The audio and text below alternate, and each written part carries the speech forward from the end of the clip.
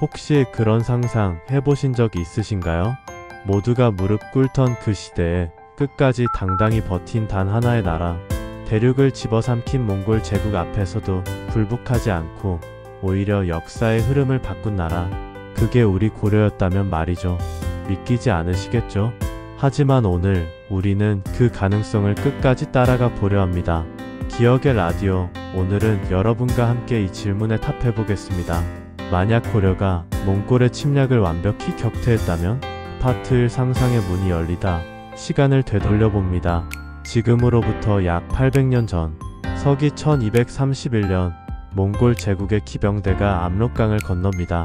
그들의 말발굽은 초원을 넘어 고려의 북쪽 국경을 짓밟기 시작했습니다. 살리타가 이끄는 이만의 기병, 그들 앞에서 성 하나가 무너지면 다음 성은 반나절도 못 버텼습니다. 가족을 잃은 어머니의 통곡, 마을을 잃은 농민의 절망, 그 모든 풍경은 그 시절 사람들에게 몽골이라는 이름을 두려움으로 각인시켰습니다. 역사는 우리에게 말합니다. 고려는 40여 년간 몽골과 싸웠지만 결국 항복했다고. 강화도로 피난한 왕실, 불타는 백성들의 삶, 그리고 마지막엔 무릎을 꿇을 수밖에 없었던 현실을. 하지만 어둠 속에서도 촛불은 살아남습니다. 고려의 백성들도 그렇게 타오르기 시작했습니다. 이 땅은 우리 손으로 지키자. 힘으로만 밀어붙이는 적에게 지혜로 맞서보자. 지금부터 우리가 함께 걸어갈 이야기는 바로 그런 사람들의 마음에서 시작됩니다. 역사책에 적히지 않은, 그러나 충분히 가능했던 또 다른 길. 그 길 위에서 고려는 어떻게 변했을까요? 상상해 보십시오. 고종이 강화도로 도망가지 않았다면? 최씨 무신 정권이 개인의 권력보다 나라의 안위를 우선했다면? 그리고 백성들이 절망 대신 분노를, 두려움 대신 용기를 선택했다면? 그 모든 만약들이 현실이 되는 세계로 지금 여러분을 초대합니다. 파트 2 고려가 달라졌다. 현실의 고려는 몽골 앞에서 많이 힘들었습니다. 조정은 강화도로 피난했고 수많은 성과 마을이 불탔죠. 하지만 이번에는 다릅니다. 우리의 상상 속 고려는 일찍부터 준비했습니다. 때는 1225년, 몽골이 서하를 멸망시키고 금을 압박하고 있다는 소식이 고려에 전해집니다. 현실에서라면 조정은 안일하게 대응했겠지만 이번에는 달랐습니다. 최후가 고종에게 말합니다. 더 이상 남의 일이 아닙니다. 몽골은 반드시 우리를 칠 것입니다. 고종이 묻습니다. 그렇다면 무엇을 해야 하겠는가? 최후가 답합니다. 전국의 성을 수리하고 백성들을 훈련시켜야 합니다. 그리고 무엇보다 우리부터 하나가 되어야 합니다. 이것이 바로 변화의 시작이었습니다. 왕실은 더 이상 도망갈 생각을 하지 않습니다. 무신 정권과 문신 세력은 손을 맞잡고 백성들과 함께 한 마음이 됩니다. 이 전쟁 국가 전체가 함께해야 이깁니다. 그 한마디에 모두가 고개를 끄덕입니다. 전국의 산성과 요새가 재정비되고 평야에 퍼졌던 농민들은 의용군으로 훈련을 받습니다. 농민들이 서로 말합니다. 농사만 지으면 되는 줄 알았는데 활도 배워야 하네. 땅을 지키려면 활도 알아야지. 몽골 놈들이 와서 우리 논밭 짓밟게 둘 순 없잖아. 청야 전술, 즉 마을을 비워 적의 보급을 차단하는 전략도 철저하게 준비됩니다. 자식은 부모의 손을 잡고 여인은 화살을 만들며 노인은 아이에게 말을 가르칩니다. 모두가 전쟁의 주체가 되는 나라. 그게 바로 상상의 고려였습니다. 특히 여성들의 역할이 주목됩니다. 현실의 고려에서도 여성들은 전쟁에 적극 참여했지만 이번엔 더욱 조직적입니다. 부인의 대표가 선언합니다. 우리가 화살을 만들고 상처를 치료하고 아이들을 가르치겠습니다. 남자들이 싸우는 동안 뒤는 우리가 지킵니다. 그리고 그 중심에는 김윤호가 있습니다. 역사에서 그는 처인성에서 살리타를 죽인 영웅으로 기록되지만 우리의 상상에서 그는 더 큰 역할을 합니다. 그는 무기력한 항복을 거부하고 전국을 돌며 사람들의 의지를 모읍니다. 살리타, 그도 결국 사람일 뿐이다. 몽골군도 마찬가지다. 우리 손으로 잡을 수 있다. 경상도 산골 마을에서부터 황해도 해안가까지 김윤호의 말은 퍼져나갑니다. 마을 이장들이 고개를 끄덕입니다. 김 장군 말씀이 맞소. 우리가 여태까지 살아온 이 땅을 그냥 내줄 순 없소. 그 말이 전해지자 고려 전역이 술렁입니다. 두려움은 조금씩 사라지고 그 자리에 의지가 들어섭니다. 6년이라는 시간 동안 고려는 완전히 다른 나라로 변해갑니다. 이 시기 고려의 변화는 단순히 군사적인 것만이 아니었습니다. 사회 전체가 변했습니다. 신분제는 여전했지만 전쟁 준비 과정에서 평민들의 역할이 중요해지면서 사회적 유동성이 높아졌습니다. 능력 있는 평민이 장군이 되고 용감한 농민이 무신이 되는 일들이 생겨났습니다. 또한 지역 간의 연대도 강화되었습니다. 평안도의 철이 경상도로 보내지고 전라도의 곡식이 강원도로 운반되었습니다. 고려라는 하나의 정체성이 그 어느 때보다 강해진 시기였습니다. 불교와 유교, 심지어 토착 신앙까지도 나라를 지키자는 하나의 목표 아래 통합되었습니다. 사찰에서는 호국 불교가 강조되었고 유교 관료들은 충의를 강조했으며 민간에서는 국토 수호의 정신이 깃든 무속 의례가 성행했습니다. 파트 3 전쟁의 반전, 그리고 승리, 그리고 드디어 전환점이 옵니다. 1232년 봄, 몽골군이 다시 고려를 침입합니다. 하지만 이번에 맞닥뜨린 것은 6년 전과는 완전히 다른 고려였습니다. 몽골 장수가 당황합니다. 이상하다. 마을이 텅 비어있다. 곡식도 가축도 없다. 청야 전술이 완벽하게 작동했습니다. 몽골군은 보급의 어려움을 겪기 시작합니다. 게다가 곳곳에서 게릴라 공격이 이어집니다. 하지만 진짜 반전은 처인성에서 일어납니다. 현실 역사에서도 김윤호는 이곳에서 살리타를 죽였지만 우리 상상에서는 그 과정이 더욱 극적입니다. 처인성 성벽 위에서 김윤호는 활을 겨눕니다. 바람의 방향, 거리, 적의 움직임, 모든 것을 계산합니다. 부하가 걱정합니다. 장군 너무 멀지 않습니까? 김윤호가 답합니다. 멀어도 해야 한다. 이 한 발이 고려의 운명을 바꿀 것이다. 한복을 입은 장수가 활 시위를 당깁니다. 그 순간 시간도 숨을 멈춘 듯 고요해지고 활 시위가 울립니다. 살리타의 갑옷 위로 화살이 박힙니다. 몽골군의 총사령관 그 자리에 쓰러집니다. 몽골 병사들이 당황합니다. 사령관이 쓰러졌다. 어떻게 이럴 수가. 그건 단순한 승리가 아니었습니다. 두려움 속에 숨어있던 사람들에게 우리가 이길 수도 있다는 믿음을 준 순간이었습니다. 고려 병사들이 환호합니다. 만세, 만세. 김 장군이 해냈다. 하지만 전쟁은 끝나지 않았습니다. 몽골은 더 큰 군대를 보냅니다. 1235년 탕구치가 이끄는 대군이 다시 고려를 침입합니다. 이때 고려의 진짜 저력이 드러납니다.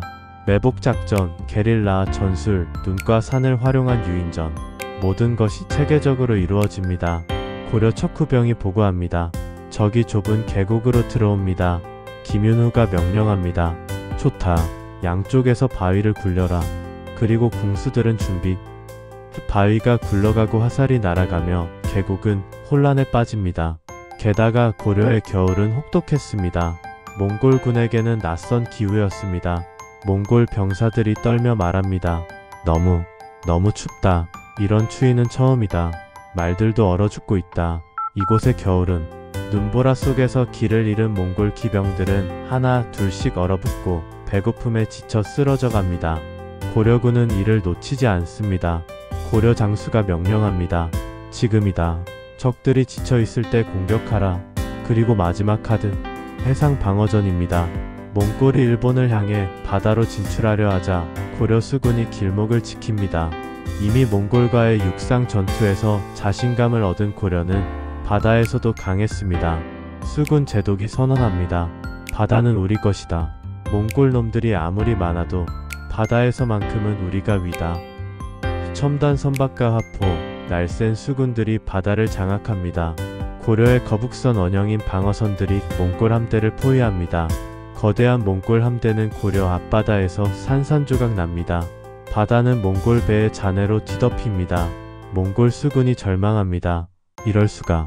바다에서 이길 줄 알았는데. 그 순간 몽골은 깨닫습니다. 몽골 지휘관이 경악합니다. 이 나라는 작지만 결코 약하지 않다. 1270년 몽골은 마침내 고려 침입을 포기합니다. 40년간의 전쟁이 고려의 승리로 끝나는 순간입니다. 이는 몽골 제국 역사상 최초의 완전한 패배였습니다. 유럽까지 진출한 몽골이 작은 반도 국가 앞에서 무릎을 꿇은 것입니다. 파트 4 승리 이후 나라가 다시 태어나다. 전쟁이 끝나자 고려는 깊은 숨을 쉽니다. 하지만 곧 새로운 고민이 시작됩니다. 고종이 안도하며 말합니다. 드디어 끝났구나. 최후가 진지하게 답합니다. 끝이 아니라 시작입니다. 전하, 이 승리를 헛되이 하지 않으려면 무엇을 해야 할지 생각해야 합니다. 먼저 정치를 바꿉니다. 전쟁을 통해 왕실과 무신 정권, 그리고 백성들 사이에 형성된 신뢰를 바탕으로 새로운 정치 체제를 만듭니다. 개혁파 신하가 제안합니다. 왕권은 강화되되 백성들과 소통하는 방향으로 가야 합니다. 전쟁 중에 보여준 그 단결을 평시에도 이어가야 합니다. 무신 정권의 전횡은 사라지지만 전쟁 영웅들은 새로운 역할을 맡습니다. 김윤후를 비롯한 무신들은 군사개혁과 국방 강화의 책임자가 됩니다. 김윤후가 말합니다. 이제 더 이상 권력을 위해 싸울 필요가 없습니다. 진짜 적은 물러갔으니 우리는 나라를 발전시키는 데 힘써야 합니다. 세금 제도도 개혁됩니다. 전쟁 중에 백성들이 보여준 희생을 기억하며 보다 공정한 세금 체계를 만듭니다. 재정 담당 관리가 계산합니다. 전쟁 중에 늘어난 세금을 다시 줄이고 대신 무역으로 얻는 수익을 늘려야 합니다. 농민 대표가 희망합니다. 땅을 지켜냈으니 이제 그 땅에서 나는 곡식을 더 공평하게 나눠 가졌으면 좋겠습니다. 백성의 땅은 보호받고 전쟁에서 공을 세운 평민들도 신분 상승의 기회를 얻습니다. 전쟁이 만든 새로운 사회 질서가 자리 잡아갑니다.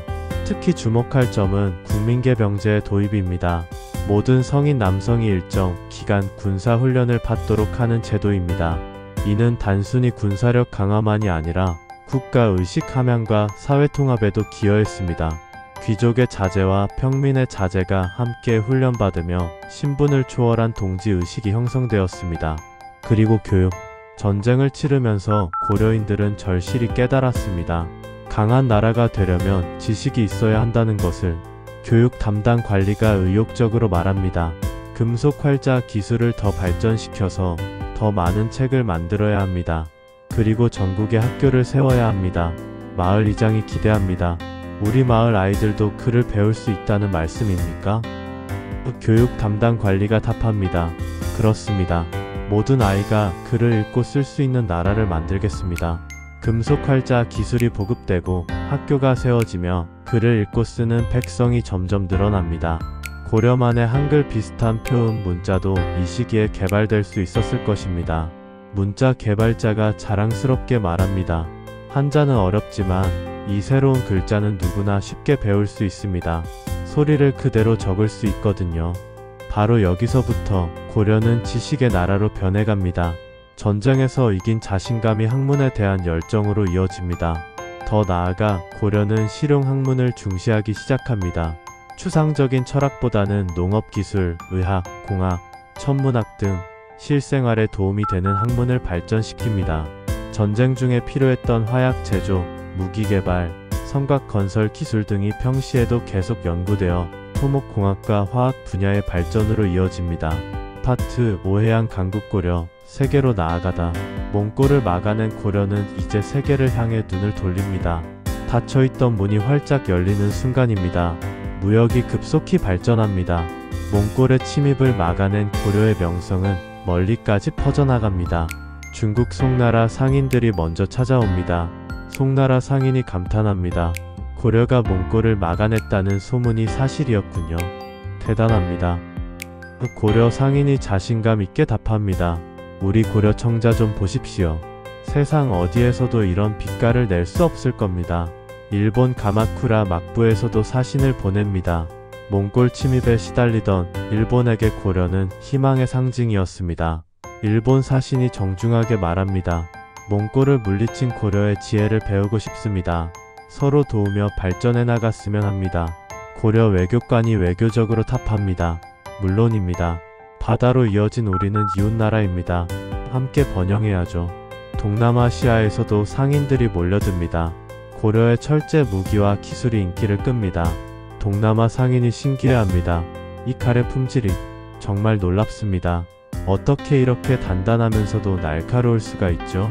고려 무기장인이 자부심 있게 답합니다. 몽골과 싸우면서 더 좋은 무기를 만들 필요가 있었거든요. 그 경험이 쌓여서 이런 기술이 나온 겁니다. 심지어 페르시아와 아랍 상인들까지 고려에 관심을 보입니다. 실크로드의 서쪽 끝에서 동쪽 끝까지 고려의 명성이 퍼져나갑니다. 페르시아 상인이 놀라며 말합니다. 몽골 제국도 굴복시키지 못한 나라가 있다니. 그 나라의 물건이라면 분명 특별할 것입니다. 개경은 동양의 베니스가 되고 강화도는 무역의 섬으로 불립니다. 항구마다 각국의 배들이 정박하고 거리마다 다양한 언어가 들립니다. 개경시장 상인이 활기차게 외칩니다. 중국 비단, 일본 칼, 동남아 향료 다 있습니다. 외국인 관광객이 감탄합니다. 이 도시는 정말 국제적이군요. 이렇게 많은 나라 사람들이 한 곳에 모여 있다니. 청자, 인삼, 직물, 철제 무기, 그리고 새롭게 발명된 화포까지.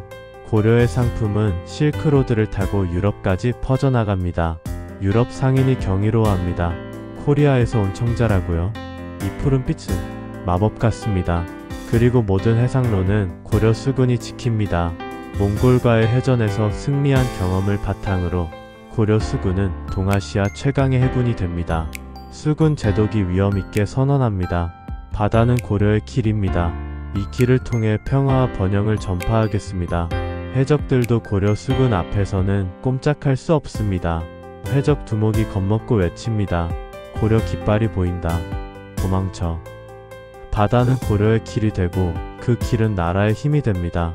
해상 무역으로 얻은 분은 다시 국력 강화에 투자됩니다. 이 시기 고려의 해양 진출은 단순한 무역을 넘어서 정치적, 문화적 영향력 확산으로 이어집니다.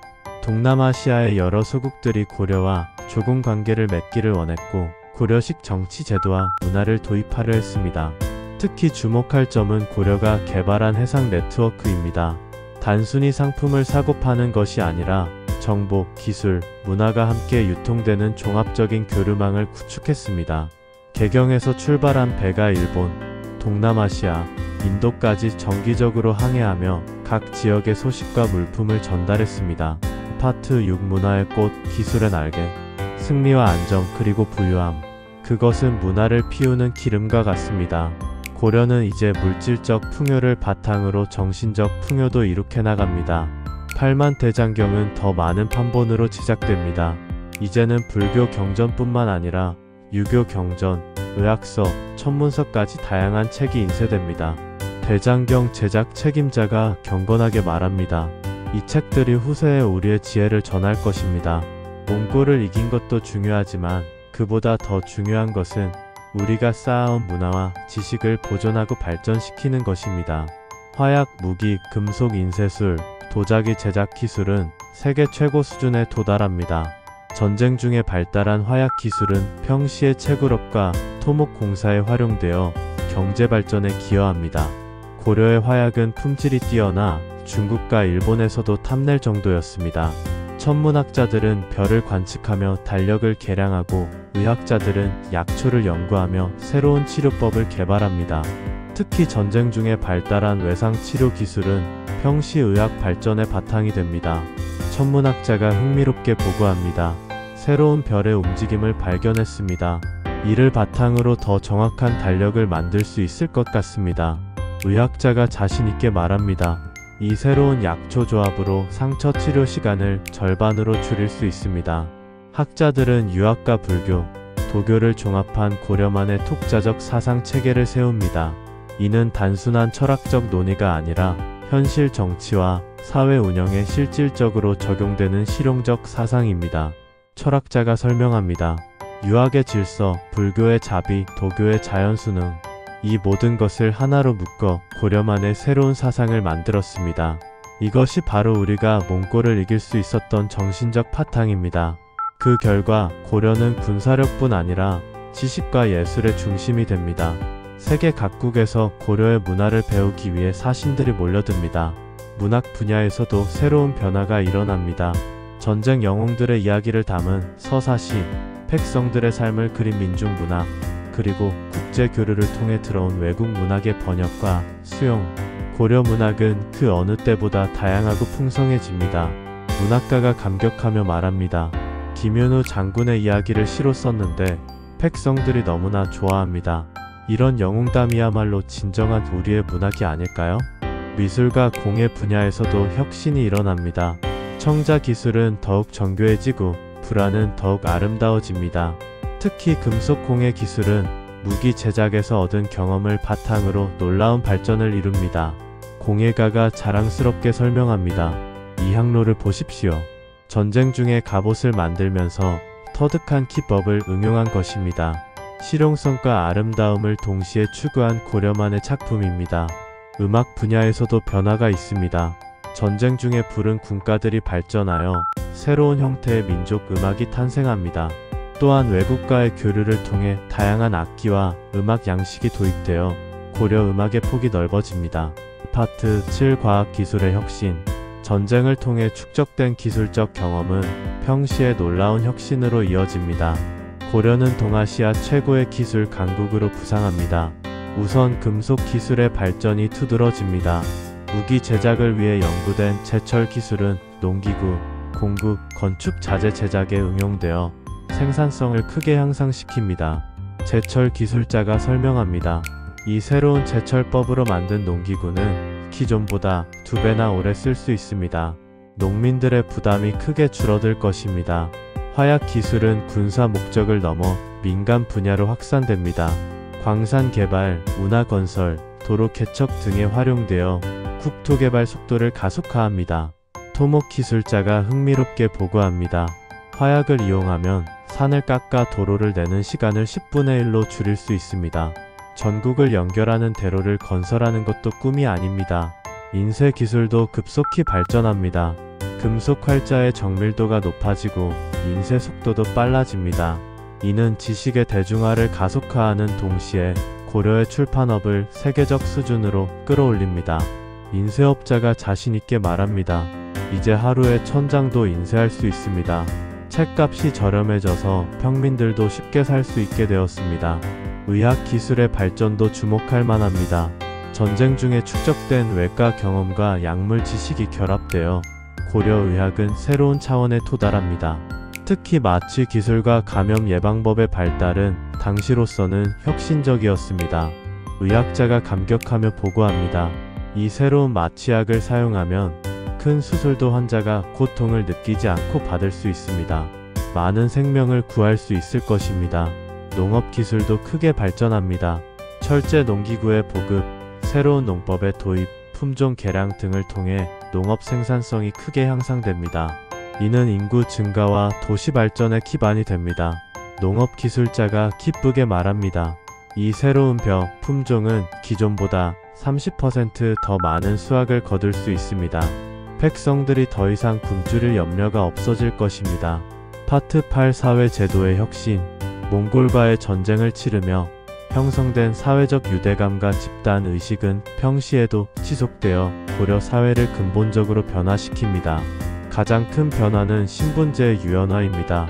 전쟁 중의 능력에 따라 지위가 결정되는 경우가 많아지면서 평시에도 실력주의가 강화됩니다.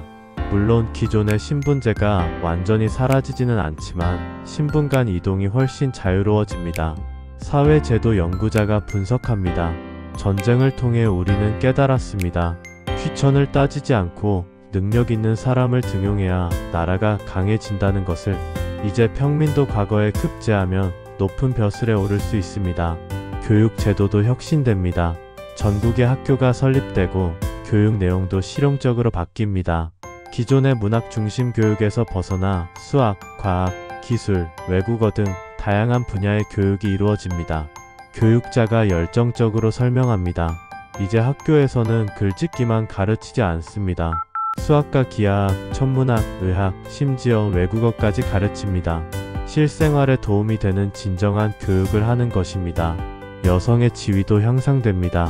전쟁 중에 여성들이 보여준 활약이 인정받으면서 평시에도 여성의 사회 참여가 늘어납니다. 특히 의료, 교육, 상업 분야에서 두드러진 활동을 보입니다. 여성 의사가 당당하게 말합니다. 전쟁 중에 상처 입은 병사들을 치료하면서 쌓은 경험이 이제 평민들을 돕는 데 쓰이고 있습니다. 여성이라고 의술을 못할 이유는 없습니다. 법제도도 개선됩니다. 전쟁 중에 형성된 공동체 의식을 바탕으로 개인의 권리와 의무를 명확히 하는 새로운 법체계가 만들어집니다. 특히 재산권 보호와 상거래 관련 법률이 정비되어 경제활동이 활성화됩니다. 법관이 설명합니다. 새로운 법전에서는 모든 백성의 기본권을 보장합니다. 신분에 관계없이 법 앞에서는 평등하며 정당한 재산은 보호받습니다. 파트 9대 역사까지 바뀌다. 몽골을 물리친 경험은 고려 이후 역사의 흐름을 송두리째 바꿉니다. 이 변화는 단순히 고려 시대에 그치지 않고 그 이후 수백 년간 한반도 역사 전체에 영향을 미칩니다. 우선 조선의 등장 자체가 달라집니다. 현실 역사에서 조선은 고려의 쇠퇴와 왜구의 침입, 그리고 신진 사대부의 개혁 의지가 결합되어 탄생했습니다. 하지만 몽골을 물리치고 강력해진 고려에서는 그런 조건들이 형성되지 않습니다. 강력한 고려가 계속 이어졌다면 어땠을까요? 조선이라는 이름조차 등장하지 않았을지 모릅니다. 혹은 등장했더라도 그것은 피비린내 나는 역성혁명이 아니라 자연스러운 왕조 교체의 모습이었을 겁니다.